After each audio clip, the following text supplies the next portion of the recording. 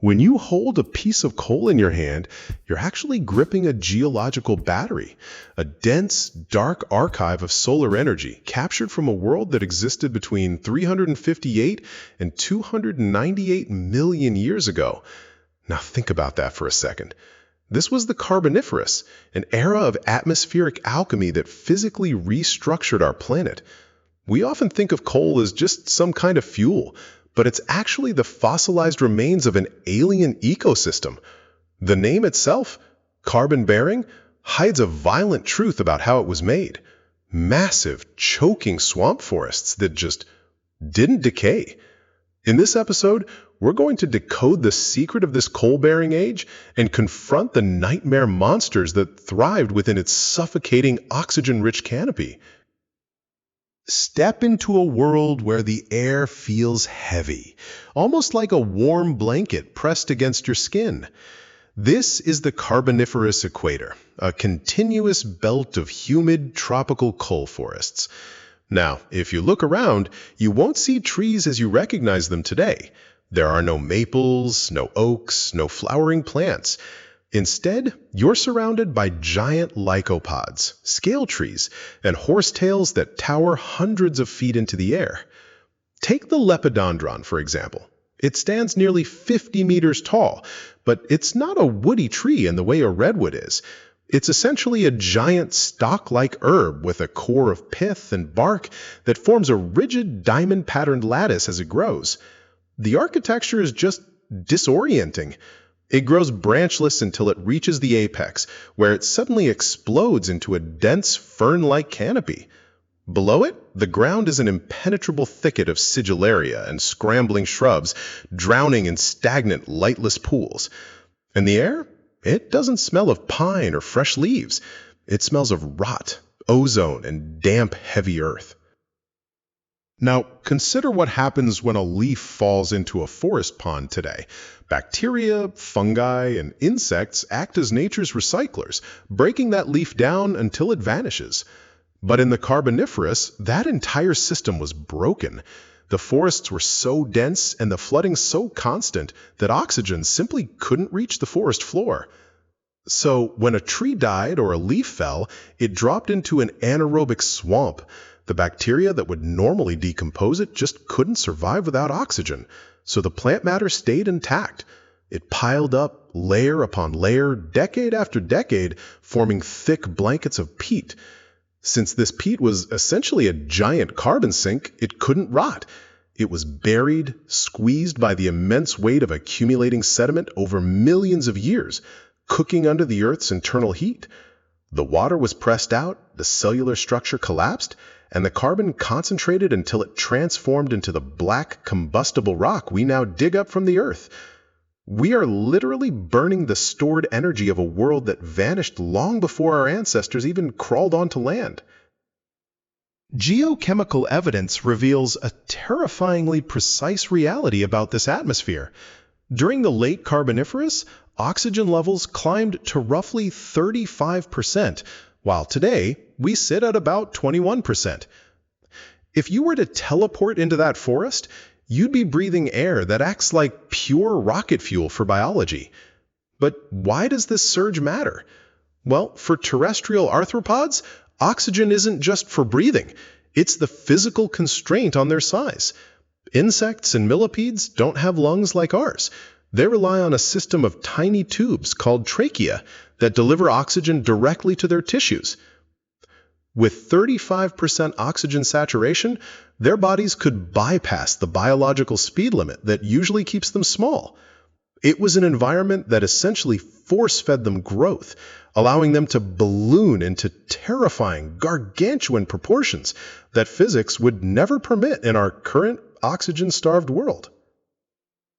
Deep beneath the coal-rich soil of Commentry, France, miners in the late 19th century were carving out the energy of the past when they stumbled upon an impossible ghost. They were looking for fuel, but they found a graveyard of giants. In 1884, paleontologist Charles Bronny described the extraction of a fossil that changed our understanding of the period. Meganeura. It was a dragon-like predator, perfectly flattened and preserved within the shale. Every strike of the pickaxe wasn't just harvesting fuel. It was opening a sealed tomb that had kept these creatures hidden for hundreds of millions of years. This fossil was proof that the shadows we assumed were just plants were actually filled with terrifying, active hunters. Look up toward that canopy. That hum isn't a bird. It's Meganeura monii, a griffinfly with a wingspan stretching 70 centimeters. While modern dragonflies are agile acrobats, Meganeura was a heavy-set, high-energy predator that likely hunted small, early vertebrates. Yet, it was a slave to its own efficiency. Because its metabolism was so high, it had to constantly land and cool down, otherwise it would effectively overheat in the humid air. Now, turn your gaze to the damp, rotting debris on the forest floor. You see a segmented, armor-plated tank moving through the mud. This is Arthropleura armata. It looks like a millipede, but it's 2 meters long, roughly the size of a modern human. Unlike its terrifying appearance, it was likely a detritivore, feasting on the massive amounts of decaying plant matter crawling along the riverbeds to molt in the safety of the water. But, and this is where it gets really dangerous, the water's edge was far more perilous. While the forest floor hosted the giants, a different kind of evolution was occurring at the water's edge. Tetrapods, the early four-legged pioneers, were venturing out of the marshes. They were shedding their fish-like dependence on the water by developing the amniote egg, a biological sealed container that allowed them to reproduce on land. They were moving from the shallow, death trap pools into the dense, dark interior of the coal forests, claiming the niche of the first true land dwellers. If you think the air was dangerous, the water was worse. Hidden in those dark, stagnant pools was Rhizodus hibidi, a fish that didn't swim so much as lurk. It possessed oversized, tusk-like teeth designed to latch onto prey and drag them under. It used its pectoral fins like crutches, hauling its heavy, armored body across the mud to ambush anything that dared approach the water's edge. It was an apex predator perfectly adapted to a world of murky, shallow traps. If you want to see the sheer weirdness of the era, look to the Bear Gulch limestone deposits in Montana. Here, the preservation is so pristine that we can see the soft tissues of cartilaginous fish. You find bizarre creatures like Falcatus, a shark-like fish where the male possessed a strange forward-curving antler-like spine jutting from its head. We have no modern equivalent for this anatomy. It suggests a complex social signaling or mating display that evolved in the dark, crowded waterways of the Carboniferous Sea. These weren't just primitive accidents. They were highly specialized solutions to the challenges of a thriving, competitive, and alien aquatic ecosystem. But the Carboniferous was not an eternal paradise. It was a house of cards. The massive forests were dependent on a specific, constant level of humidity and a sea level stability that didn't last. As the continents of the world began to collide, dragging themselves together to form the supercontinent Pangaea, the global climate system shattered. The humid belt collapsed. As the Earth dried out, the ice caps at the poles expanded, sea levels dropped, and the vast boggy rainforests began to fragment. The plants that relied on standing water to reproduce, the giant lycopods and horsetails, couldn't adapt to the sudden shift in precipitation. It was a total ecological crash.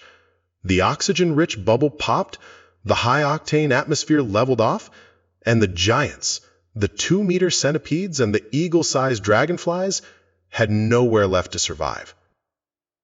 It's humbling to realize how fragile this giant, suffocating world really was. It was a landscape that seemed invincible, fueled by its own endless growth and decay, yet it was completely at the mercy of continental drift. It reminds us that massive, complex biomes are not permanent features.